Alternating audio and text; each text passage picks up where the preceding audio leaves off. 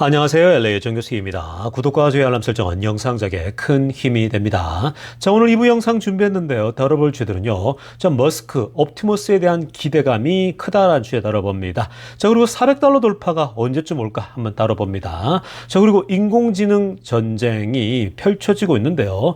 인재를 훔치기까지 하는 지금 어마어마한 보이지 않는 전쟁이 일어나고 있는데 그 내용 한번 들여다보겠습니다. 자, 그 외 테슬라 소식과 미국의 매크로 상황들 살펴보도록 합니다. 자, 여러분, 오늘은 영상 녹음하기 전에 양해 말씀 먼저 구하자면요. 자, 오늘은 저희도 아들 녀석이 방학에 돌입해서요. 친구들도 와 있고 해서 좀 시끌벅적합니다. 게임도 하고 해서 뭐 조금 이런 아이들 노는 소리 들리더라도요. 뭐 이해하면서 들어주시면 좋겠습니다. 그냥 자연스럽게 들으면 좋을 것 같습니다. 자, 오늘 먼저 우리 Fear and Greed Index 공포와 탐욕 지수 한번 체크해 보면요.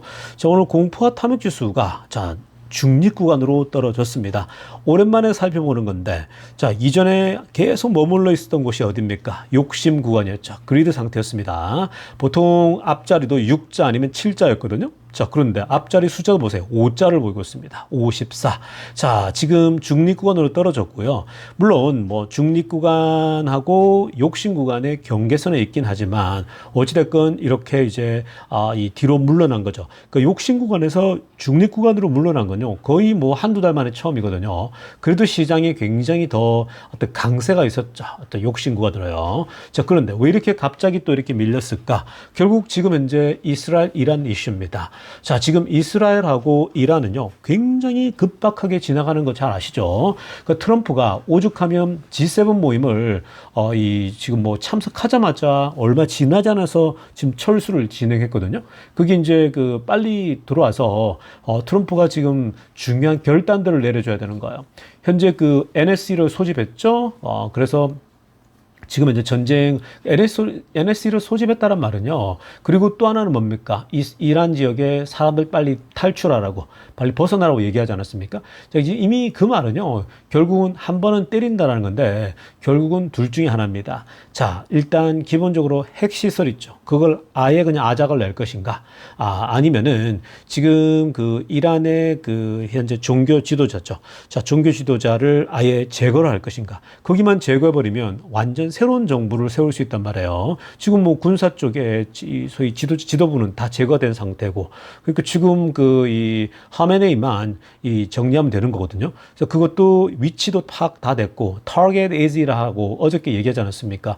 이미 어디 있는지 다 파악됐고, 소위 말해서 그냥 이제 공격만 하면요, 그냥 소위 말해서 제거하는 건 어려운 게 아니에요. 그러니까 전적으로 좀 항복하라고 지금 얘기하지 않았습니까? 그러니까 완전히 surrender하면 용서하겠다라는 거죠. 그 말은 이제 그것도 결국은 정권 교체가 일어나는 거예요. 자, 그러다 보니까 지금 만약에요, 종교 지도자 하메네이가 제거되었을 때에 그게 어떠한 중동 지역의 여파를 일으킬 것인가, 그게 예측이 안 되는 거예요.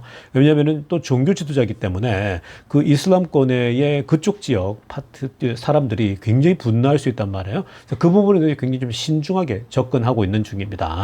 자, 그래서 이 모든 것이 uncertainty죠. 불확실성이 다시 도래하다 보니까 지금 투자들이 조금 더 조심스럽게, 지금 그래서 시장도 뭐 그렇지 않습니까? 조금 반등하면 조금 내리고 또 계속 그렇잖아요. 뭐 그렇다고 해서 크게 지금 뭐 영향받는 건 아니지 않습니까? 테슬라도 흐름이 좋게 나오다가 지금 전반적인 시장의 어떤 주저함에 같이 주저하고 있는 그런 모습입니다.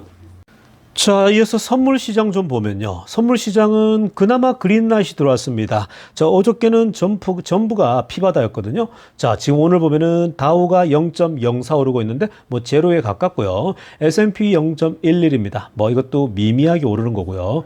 그 다음에 나스닥 보세요. 0.13입니다. 나스닥도 미미하게 오르고 있습니다. 그러니까 이거는 지금 중동 이슈가 여전히 불확실한 가운데서 어저께 좀 빠지다 보니까 오늘 살짝 반등하고 있는 그런 모습입니다. 큰 의미 둘 필요 없습니다. 일단 핵시설을 아예 정리하건 아니면은 종교 지도자 하메네이를 정리하면요, 이란에는 새로운 정부가 세워진다 말씀드렸죠. 그렇게 되면 완전히 어쩌면 주가가 다시 한번 크게 도약할 수도 있습니다. 그래서 그러한 맥락으로 이제 접근하면 될 것 같고요. 그래서 지금은 뭐 그 문제가 해결되기 전에는 뭐 너무 큰 상승을 기대할 필요는 없다고 봅니다. 자, 오일 가격 74.55죠. 오일도 $10 이상이나 뛰어오른 상황입니다. 이거는 해결되면 쭉 내려갈 거예요. 이란, 이라크, 이스라엘 문제가요. 자, 그리고 10년물 금리가 4.4입니다. 10년물 금리는 변함없이 계속 똑같다라고 보면 되겠습니다. 지금 내일 연준의 모임, 미팅 있고 이제 발표가 있기 때문에 뭐 내일은 큰 변화 없을 거라 보고 있기 때문에 기대는 없습니다. 자, 아무튼 시장은 그냥 고만고만하게 움직일 것 같다라고 전망하고 가겠습니다. 자, 지금부터는요, 미국 경제 상황과 매크로 이슈들 정리해 보겠습니다. 자, 오늘 첫 번째 소식은요, AI 시장에 지금 보이지 않는 전쟁이 펼쳐지고 있다. 이런 그런 주제로 들여다보려고 하는데요. 자, 오늘 샘 알트만이 굉장히 짜증을 내고 화를 냈습니다. 자, 위에 타이틀 보세요. 샘 알트만이 지금 챗GPT에, 그리고, 이, 소위, 지금 우리가, 최근에 인공지능의 새로운 어떤 어떤 붐을 만들어낸 장본인이지 않습니까? 그러니까 이 챗GPT의 이 수장이라고 볼 수 있는데 이 사람이 이번에 샘 알트만이 왜 이렇게 짜증과 분노가 나냐면요. 메타가 페이스북이죠. 메타가 오픈 AI 직원에게 지금 굉장한 보너스를 제공하지 않았습니까? 자, 그러면서 그것 때문에 굉장히 지금 분노를 했는데 이 마크 저커버그가요, 메타의 수장이잖아요. 현재 AI를 더 발전시키기 위해서 지금 AI 인재들을 긁어 모으려고 하고 있거든요. 그래서 핑크빛으로 하나 보세요. 지금 이 메타가요, 어떤 전략을 쓰고 있냐면은 a lot of people from OpenAI입니다. OpenAI에 지금 일하고 있는 사람들 중에 상당한 사람들을요, 고용하려고 계속 애를 쏘았습니다. 그러니까 여러 방면으로 빼오기 위해서 엄청 애썼다 그러거든요. 근데 뭐 다행히도 none of them its best people have accepted this offer라고 합니다. 그러니까 지금 뭐 아직 메타 쪽에 있는 사람들 중에 어떤 사람도 오퍼를 받아들이진 않았대요. 그러나 지금 이 마크 주커버그가요, AI 인공지능 관련된 이 탤런트 풀, 즉 인공지능 관련된 인재들을 긁어 모으기 위해서 무진장 지금 뭐 돈으로 승부하고 있거든요. 여러분, 돈 앞엔 장사가 없습니다. 우리나라도 AI가 아니라 우리 반도체 관련된 거 삼성에서 해고당하거나 이런 사람들이 나온 사람들에게 끊임없이 중국이 어마어마한 돈을 지불해가 데려오려고 하잖아요. 그래서 1년, 2년 써먹고 이제 뭐 쓸모가 없으면 버리고 이렇게 하는 게 중국의 어떤 우리나라 기술, 메모리 반도체 기술을 이제 취득하는 방법 아니겠습니까? 근데 그건요, 뭐든 다 똑같아요. 뭐든 지금 미국에서 AI 세계에서 누가 먼저 이 인공지능 관련된 사람들을 더 모을 것인가, 그런 부분에서 지금 난리인데요. 특히 이제 메타가 최근에 알렉산더 왕 있죠. 이 스케일 AI 파운더인 알렉산더 왕을 결국은 이 어마어마한 계약으로 데려오지 않았습니까? 14 빌리언 딜입니다. 와, 이건 뭐 어마무시하죠. 그러니까 뭐 이 정도면 지금 14조, 거의 한국 돈으로 20조 가까운 분량으로 쓸어 담은 건데, 여기 알렉산더 왕이 같이 데려온다? 원래 이 알렉산더 왕도 과거에 오픈 AI 쪽에서 함께 일했던 그런 사람 아닙니까? 그러다 보니까 지금 이걸로 메타는 재미를 봤거든요. 이거 지금 장난 아닌데? 그리고 실제로 지금은 어떤 인재를 데려오느냐에 따라서 소위 말해 기업의 지금 미래가 10년, 20년이 좌지우지되는 거예요. 여러분, 지금 AI 시작 단계잖아요. 지금은요, 누가 AI의 최고를 데려와서 또 이 새로운 문을 열 것인가. 지금은 기술 발전이요, 어마무시하게 빠르단 말이에요. 자, 그렇기 때문에 지금 막 이 전쟁에 보이지 않는. 근데 다행히 테슬라 같은 경우는요, 지금 이미 자율주행과 그리고 로봇을 하는 데 있어서 이미 과거에 먼저 치고 나기 때문에 어마어마한 사람들을 다 데리고 있잖아요. 그리고 굉장히 빠르게 달려가고 있고요.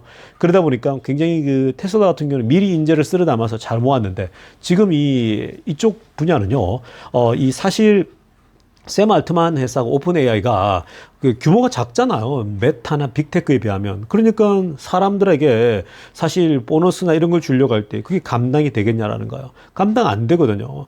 메타는 돈밖에 없어요. 그러니까 얼마든지 돈으로 승부할 수가 있는 겁니다. 그리고 빅테크들 보세요. 다 돈밖에 없잖아요. 지금 뭐 현금 쌓아두고 있는데 이런 사람 인재를 왜 못 데려오겠습니까? 오픈 AI가 감당 못할 정도로 돈을 제공하잖아요. 사람들이 안 올까요? 올 수밖에 없죠. 왜냐하면 새로운 어떤 그걸 제시한단 말이에요. 새로운 장을. 야, 네가 와서 그게보다 더 위대한 이런 비전을 한번 이뤄봐. 이렇게 얘기한단 말이에요. 그럼 뭐 그런 돈 어마어마한 보너스인데 사실 그것에 안 흔들릴 사람이 누가 있겠습니까? 자, 그러니까 지금 그 보이지 않는 전쟁인데 뭐 이들뿐만 아니라요. 결국은 지금 인공지능 인재 확보에 어마어마한 지금 이 전쟁이 펼쳐지고 있다고 보시면 되겠습니다. 자, 다음으로 살펴볼 소식도 인공지능 관련된 소식인데, 자, 아마존의 CEO, 자, 이 지금 앤디 제스가요, 또 중요한 얘기를 했습니다. 지금 뭐 공공연하게 일어나고 있는 일들인데요. 이렇게 아마존의 CEO가 이런 얘기까지 합니다. 지금 왼쪽에 빨간색으로 하나 보세요. We'll need fewer people doing some of jobs라고 합니다. 자, 그러니까 무슨 말입니까? 지금 우리는 앞으로 우리 아마존의 이 업무 중에 일부들은 이제 더 많은 사람이 필요하지 않다라는 거. 그러니까 적은 사람이 기존에 하던 일들을 다 감당하게 될 거라는 겁니다. 이게 무슨 말입니까?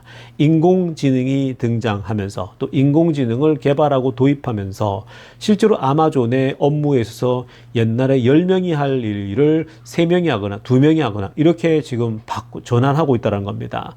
그리고 이제 새로운 다른 타입 오브 잡들을 더 많은 사람들이 이제 일을 할 수밖에 없다 이 얘기를 하고 있는데 이게 지금 어떤 거냐면요. 오른쪽에 핑크빛으로 하려던 거 보세요. 이 artificial intelligence, 즉 인공지능이 현재 이 자동화되어지는 루틴 그리고 반복적인 일들 이런 부분에 있어서 완전히 reshaping이 일어나고 있다는 거예요. 새로운 변화가 일어나고 있다고 합니다. 그리고 산업 리더십들이 지금 이러한 그 변화들을요, 더 가속화시키고 있다는 거거든요. 그러니까 이게 무슨 말이냐면은 회사에서는 가능하면은 소위 말해서 인력을 적게 쓰고 인건비를 적게 쓰고 또 이 더 많은 일들을 지속적으로 할 수 있으면 그거 최고 좋은 거잖아요. 왜 경제 위기가 다가오면은 기업들이 사람을 해고하겠습니까? 가능하면 적은 사람을 쓰고서 더 많은 일을 할 수 있으면 최고잖아요. 그리고 같은 양의 일을 하더라도 10명 쓰던 걸 3명만 써서 하면 그건 땡큐 아니겠습니까? 그러니까 특히 지금 이 아마존 같은 경우가요, 이런 게 더 필요한 겁니다. 인공지능을 통해 가지고 옛날에 이제 많이 고용하던 사람이 더 필요가 없는 거예요. 여러분, 아마존은요, 어마어마한 사람들을 고용하잖아요. 특히 이제 아마존은 컨베이어 벨트에 물건들이 쫙 이제 막 미국에 어마어마하지 않습니까? 아마존이 규모가요. 쿠팡도 지금 뭐 난리던데 쿠팡의 이 몇 배가 되겠습니까? 어마무시한 거 아닙니까? 아닙니까? 그러니까 지금 아마존의 물건들이 이렇게 sort out 하고 배열하고 뭐 나누고 할 때에 여기에 옛날 사람이 하던 일들을 반복적인 일들을요. 인공지능을 통해 가지고 정리해 버리면 사람 투입이 필요가 없는 거예요. 자, 그리고 뭔가 배달을 할 때도 지금은 배달을 공장에서 바로 오는 게 아니라 미리 물품들을 그 지역 쪽에다 다 놔두지 않습니까? 그 지역마다 그 제품 보관소에 어떤 그 인공지능을 통해 가지고요. 자, 지금 우리가 이 물건을 배달할 때에 여기 집합소에 물건을 갖다 쓸 것이냐? 여기 지금 뭐 인공지능으로 여기 지금 재고가 얼마 남았냐? 이런 것까지 다 계산을 한단 말이에요. 그래서 어디를 찍어서 어디에서 물건 가져서 어디로 가져가는 것이 가장 빠르게 배달이 될 것이다. 이런 것도 전부 다 이제 인공지능이 다 해버리는 거예요. 그러다 보니 그 전에 사람들이 하고 있던 것들이 정말 시간이 많이 걸렸거든요. 사람들이 일일이 체크하고 해야 되는데 이제는 인공지능이 다 해버립니다. 에이전시처럼요. 그러니까 얼마나 많은 사람들이 줄겠습니까? 그러니까 실제로 지금 이 아마존이 이 인공지능의 혜택을 보는 굉장히 큰 기업이 되고 있는 거거든요. 많은 인력들을 이제는 인건비를 줄여가면서 지금 아마존의 업무 자체를 처리할 수 있는 겁니다. 그래서 특히 이제 아마존 같은 경우는 원래 조금 더 반복되고 지루한 작업들이 많단 말이에요. 단순 노동 같은 것들이. 그런 것들을 다 커버하겠죠. 그러니까 사실 아마존이 미래가 인공지능의 혜택을 받는다고 했을 때에 굉장히 좋은 퍼포먼스가 나올 수가 있는 거예요. 꾸준한 성장을 하게 될 겁니다. 아마존이요. 그리고 지금 이러한 생성형 AI와 에이전트를 써가지고요. 회사에 지금 실제로 향후 2년, 3년, next few years입니다. 2, 3년 내에 굉장한 많은 회사의 전체 인력을 줄이게 될 것이다라고 아예 공언을 했어요. 인공지능 덕분에. 왜냐면 이게 다 보이거든요. 셋업 되잖아요. 끝나요. 그러니까 오히려 셋업할 때는 막 열심히 일하는데 셋업되고 나면 이제 사람이 정리되니까 또 다른 한편으로 굉장히 직원들 입장에서는 좋지 않은 거죠. 자, 아무튼 이런 시대가 가팔라지고 있고요. 그러니까 이런 것들도 미리미리 다 대비하고 준비할 필요가 있다는 겁니다. 자, 지금부터는요, 테슬라 소식 집중적으로 들여다보겠습니다. 자, 가장 먼저 살필 소식은요, 오늘 일론 머스크가 오랜만에 옵티머스에 대한 얘기를 좀 언급했거든요. 자, 그래서 그 대화들을 좀 들여다보면요, 먼저 위에 빨간색으로 하이라이트한 거 보세요. 저 테슬라 옵티머스에 대해서요, 이런 얘기가 나온 겁니다. The Tesla Optimus will be the largest product ever launched.라고 합니다. 자, 테슬라의 앞으로 옵티머스라는 이 로봇은 가장 큰 생산을 이 수익 생산량이 될 것이다 이 얘기를 하고 있거든요. 맞습니다. 이 기본적으로 옵티머스 자체가요. 공장들에 3,000대, 5,000대씩 투입된다 생각하시고요. 그리고 가정당 지금 자동차가 다 한 대씩은 있잖아요. 근데 그렇게 따지면 80억, 전 세계 80억 인구의 뭐 사실 10억 명만 가진다 하더라도 어마어마하겠죠. 그러니까 그 인구의 10억, 20억만 가져가는데 20억 대가 되는 거고요. 거기에다가 지금 공장은 몇천 대씩 투입되지 않습니까? 그러니까 이게 지금 뭐 80억 대, 80억 개의 로봇이 투입된다 그러면요. 비교가 되겠습니까? 지금 뭐 사실 이거는 비교가 안 되겠죠. 왜냐하면 핸드폰이 공장에 투입되는 건 아니잖아요. 그러니까 뭐 각 개인들이 하나씩 다 가지지만 그 공장에 투입되는 건 아니지 않습니까? 그러니까 사실은 규모나 사이즈나 이런 면에서 가장 큰 규모의 생산이 될 건 당연한 거죠. 그래서 사실 옵티머스 쪽이 앞으로 12 트릴리언이라고 하는 무지막지한 시장이 형성될 거라는 거지 않습니까? 거기에 20%, 30%만 가져가더라도 지금 테슬라 자동차 지배력처럼요. 그 테슬라는 충분히 뭐 지금으로부터 10배가 더 가능해지는 거죠. 자, 그리고 지금 오늘 가장 최근에 이제 제너레이션 2 모델을 얘기하면서요. 자, 지금 얘기하니까 테슬라 로봇이 멋지게 최근에 점점 더 업그레이드 됐지 않습니까? 여러분들이 제 영상 백그라운드에 보면 옛날 것들 나오지 않습니까? 옛날 처음에 더듬더듬 걸을 때부터 해서 점점 더 디벨롭되고 있는 거. 옛날 영상이잖아요. 근데 요즘 로봇들 보게 되면 점점 업그레이드 되는 게 보이죠. 그러니까 과거에서 얼마나 빠르게 이렇게 발전하고 있는지를 여러분들이 짐작해 볼 수 있는 겁니다. 자, 그러자 이렇게 옵티머스 얘기 나오니까요. 머스크 여기 답변을 답니다. 뭐라고 합니까? 초록색으로 동그라미 친 거 보세요. So many improvements to come in the next design of Optimus라는 거예요. 자, 그러니까 또다시 옵티머스 디자인의 변화를 예고했습니다. 그러니까 지금 앞으로 이 새로운 다음번에 옵티머스 디자인은 굉장히 많은 변화가 있을 거라는 거죠. So many improvements가 온다라고 얘기했죠. 자, 이거 굉장히 재미납니다. 그러니까 지금도 지금 사진에 나오는 이 옵티머스도 지금 뭐 최근에 이걸로 테스트하는 게 다 보였지 않습니까? 이 정도면 근사하단 말이에요. 근데 지금 테슬라는 이게 전부가 아니에요. 지금 계속해서 변화가 있을 거라는 겁니다. 그러니까 개발하면 할수록 뭐가 더 최적화될 것인가를 계속 고민할 거 아니에요. 그러니까 so many improvements가 온다는 거죠. 그러니까 또 어떤 변화가 올지도 굉장히 기대가 되고요. 그리고 사실 improvement라고 하는 건 결국은 다리 지금 옛날에 손가락의 디테일함을 했잖아요. 그러니까 관절이 인간이 이 26개의 관절이 있다 그러면은 지금 뭐 22개로 만들었다든지 이래서 손에 어떤 디테일함이 살아있지 않습니까? 계란을 집는달지 물건을 집을 때의 그 강도, 속도 이런 걸 다 이제 사람처럼 하지 않습니까? 근데 이제 그 무게 중심을 잡기 위해서 발의 이슈입니다. 이제 발가락이며 발의 움직임을 통해 가지고 넘어지지 않게끔 하기 위해서 균형 잡는 게 이제 중요한 거잖아. 그러려면 결국은 발의 무릎과 관절 이런 것들의 섬세한 또 향상이 필요하겠죠. 그러니까 지금 머스크는요, 야, 다음 옵티머스 디자인할 때는 굉장히 많은 임프루먼트, 진보가 있을 거라는 거죠. 그러니까 결국은 뭐냐면 이 기술이라고 하는 건요, 계속 진보하는 거예요. 발전하고 또 진보하는 거, 머물러 있는 게 아니라고요. 기존에 있는 걸 자꾸 지키려고 하는 게 아니라 끊임없이 발전하고 변화하고 그래 가는 겁니다. 사람도 마찬가지잖아요. 계속해서 진보하고 발전해 갈 때에 그래야 사실은 이 세상을 주도해 가고 기존의 어떤 이 변하지 않는 것을 바꿔 나가면서 발전하는 거거든요.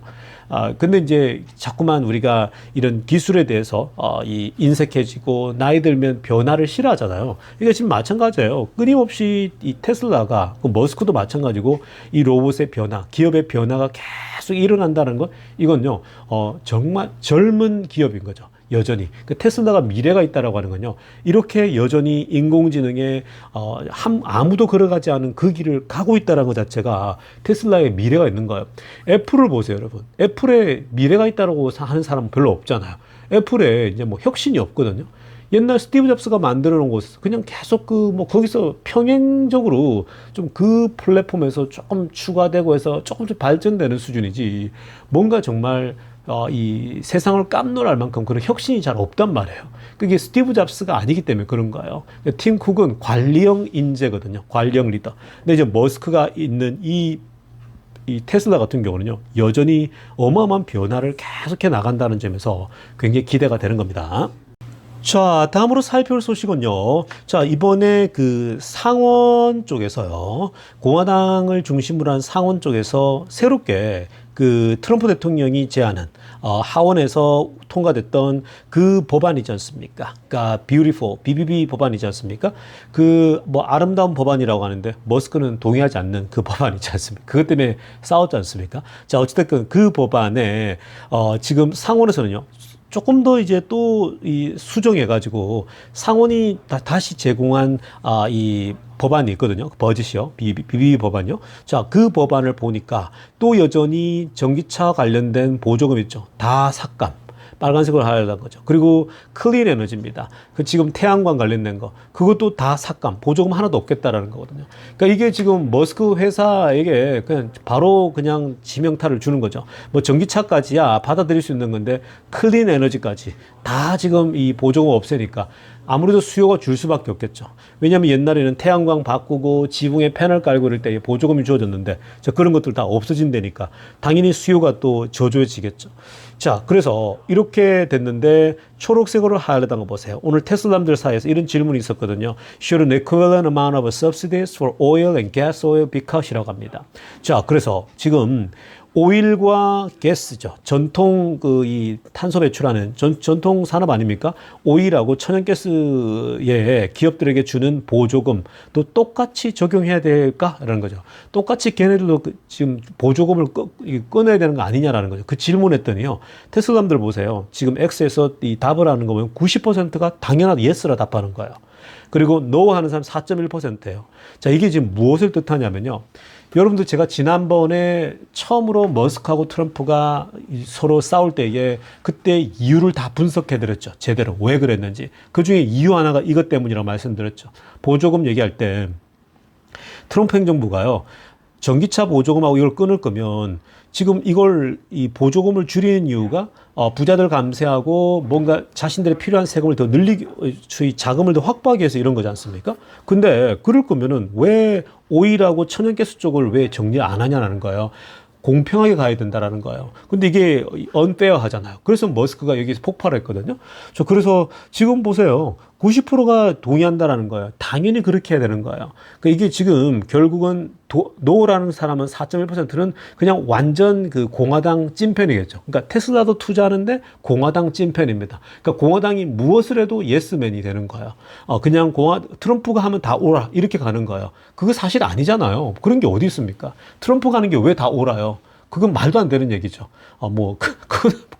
그건 아무리 여러분, 공화당을 지지하고 내가 정치적으로 뭐 트럼프를 지지한다 할지라도 지금 우리가 테슬라를 투자하면서 볼 때 이게 지금 뭐가 대세입니까?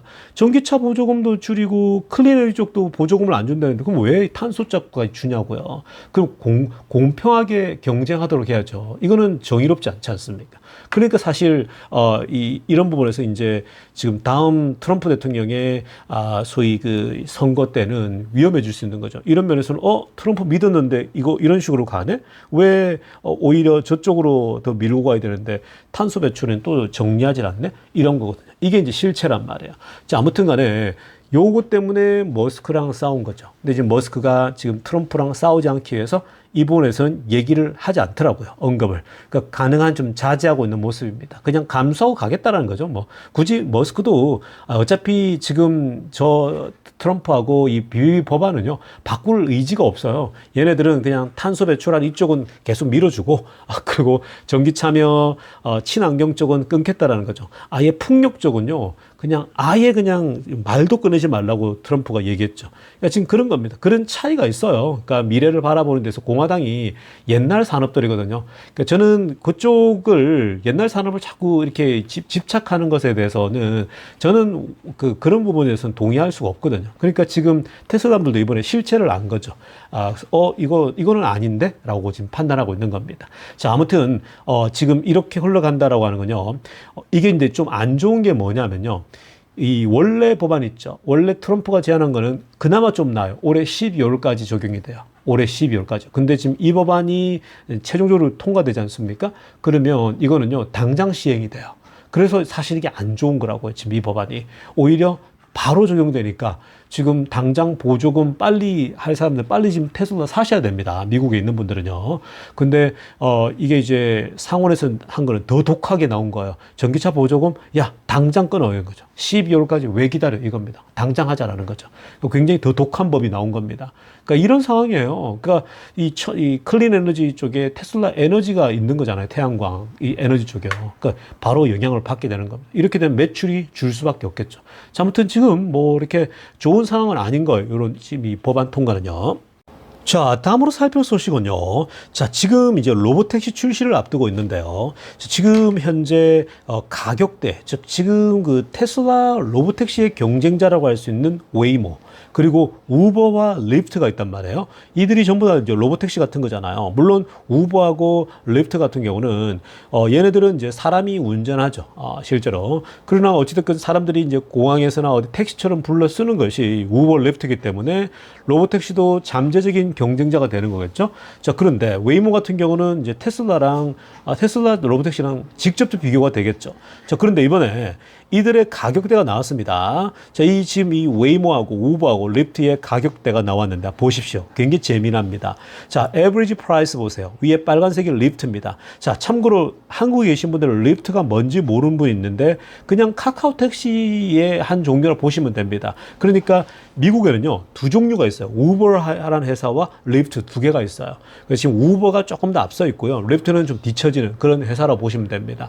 한국에는 카카오 택시 하나 있잖아요. 근데 그런 것 중에 뭐 카카오 택시 말고 네이버 택시가 있다라고 보시면 되는 거예요. 두 개가. 자, 아무튼 이렇게 지금 세 개를 비교하는데 재미납니다. 먼저 첫 번째 리프트를 보면은 에버리지 프라이스가 평균 가격이 14.44예요. 킬로미터당요. 그리고 지금 이 보시면은 우버 있죠. 우버가 15.58입니다. 그리고 웨이모가 20.43이에요. 자, 여러분 굉장히 많이 차이 나죠. 지금 이거 보면요. 14.44, 15.58, 우버가 조금 더 비싸고 웨이모가 훨씬 더 비싸요. 20.43입니다.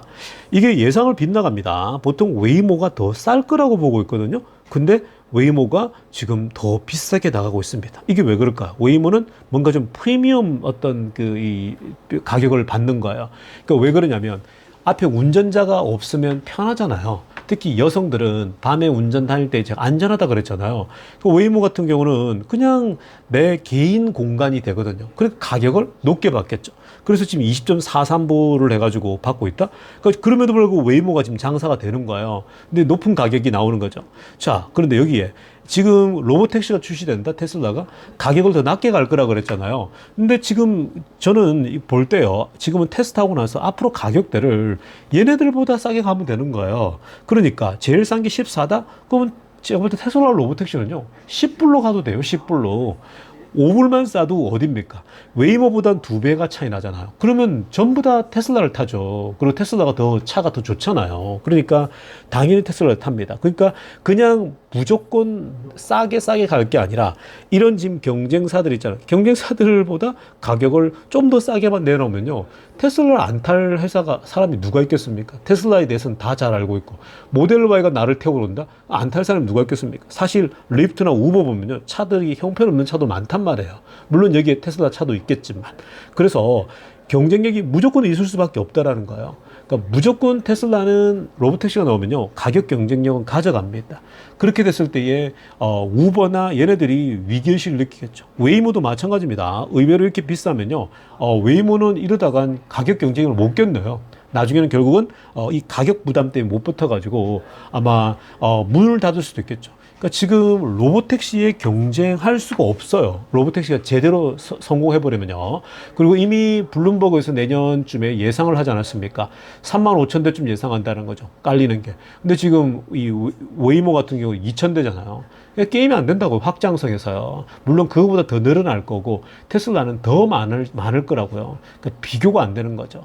야, 그런 면에서 보면 결국 지금 이 리프트나 우버나 웨이모가 굉장히 고전할 가능성이 높다. 물론 이들도 나름대로 방법을 찾겠지만 굉장히 고전할 수 있다. 일단 가격 경쟁력에서 밀리면요, 이 승부가 힘들단 말이에요. 자, 아무튼 그런 흐름으로 가고 있다. 굉장히 기대가 됩니다. 로보택시는요. 자, 그래서 여러분들이 계속 바이앤홀드에 가시면요, 전쟁도 끝나고 금리도 내려가고 관세도 끝나고 하다 보면요, 주가는 어느 순간 계속 올라갑니다. 여러분, 여러분들이 지금만 보고 있으면 안 돼요. 결국 관세도 멈추게 되고 다 올라가, 다 변화될 겁니다. 전쟁도 끝나고 그러되면 미국 시장이 어느새 굉장히 많이 올라가 있을 겁니다.